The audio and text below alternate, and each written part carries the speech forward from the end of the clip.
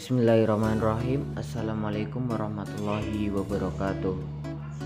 Langsung saja kami dari kelompok 14 akan mempresentasikan makalah kami dengan judul pemecahan masalah, problem solving, dan faktor-faktor yang mempengaruhi pemecahan, yang beranggotakan Putri Amalia Solihah, Putri Izzatul Fitrah, Hardani Dika Nafianando, dan Elok Trianita. Yang pertama, pengertian pemecahan masalah.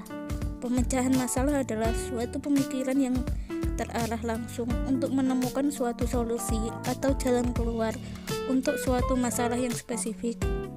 Kita menemukan banyak masalah dalam kehidupan sehari-hari kita, sehingga kita akan membuat suatu cara untuk menanggapi, memilih, menguji respon yang kita dapat memecahkan suatu masalah. Sebagai contoh, cobalah untuk menyelesaikan masalah ini. Seekor anjing diikat dengan tali 6 kaki di lehernya, dan semangkuk air terletak 10 kaki jauhnya dari anjing tersebut. Bagaimana anjing tersebut dapat mencapai mangkuk? Penyelesaian masalah ini meliputi mengumpulkan respon-respon tersebut. Problem solving. Problem solving, Abdurrahman Saleh mengartikannya pemecahan masalah.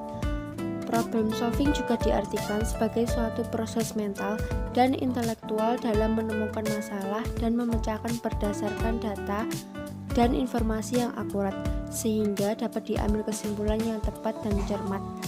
Problem solving menurut istilah adalah proses penyelesaian suatu permasalahan atau kejadian, upaya pemilihan salah satu dari beberapa alternatif atau option yang mendekati kebenaran dari suatu tujuan tertentu. Proses-proses problem solving. Langkah-langkah problem solving yang dikemukakan oleh Gray yang dipergunakan ada 6 langkah, yaitu yang pertama, mengerti masalahnya.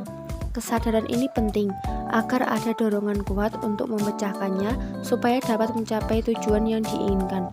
Yang kedua, mengumpulkan keterangan atau data. Apabila sebuah problem telah dimengerti, maka perlu mendapatkan tentang hal yang bersangkutan dengan problem itu. Mungkin sudah ada orang lain yang telah pernah memecahkan problem itu. Apabila demikian, tidak perlu masalah itu dipecahkan. Penyelidikan hanya diulangi apabila hasil yang didapat meragukan atau apabila kondisi-kondisinya telah berubah. Yang ketiga yaitu memformulasikan atau pemecahan masalah yang mungkin. Apabila suatu hipotesis nampaknya tidak dapat diharapkan, maka ia meninggalkan penyelidikan literatur dan melanjutkan langkah-langkahnya. Yang keempat, mengevaluasi hipotesis. Yang kelima, jika hipotesis tidak dapat berhasil, maka perlu kembali penyelidikan literatur. Tetapi apabila percobaan berhasil, maka dapat diteruskan ke langkah berikutnya. Yang keenam, pembuatan eksperimen.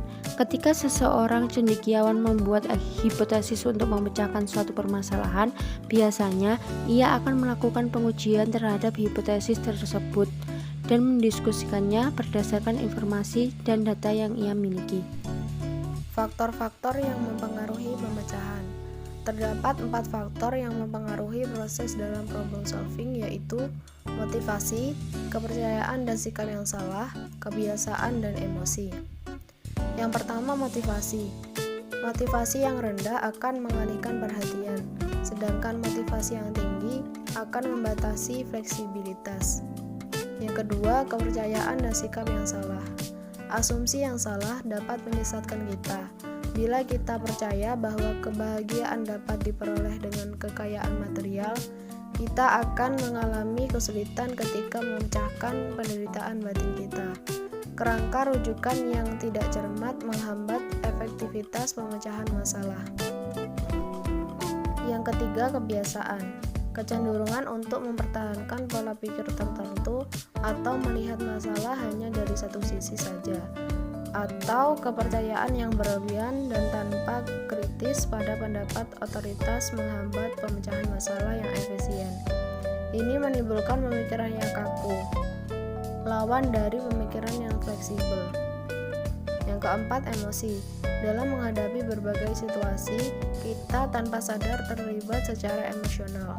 Emosi ini mewarnai cara berpikir kita sebagai manusia yang utuh.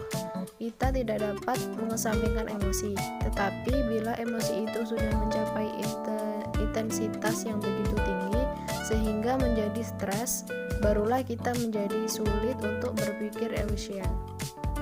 Selain faktor-faktor di atas, faktor lain yang mempengaruhi proses problem solving adalah faktor biologis. Misalnya, terlalu lapar, setengah lapar, kurang tidur.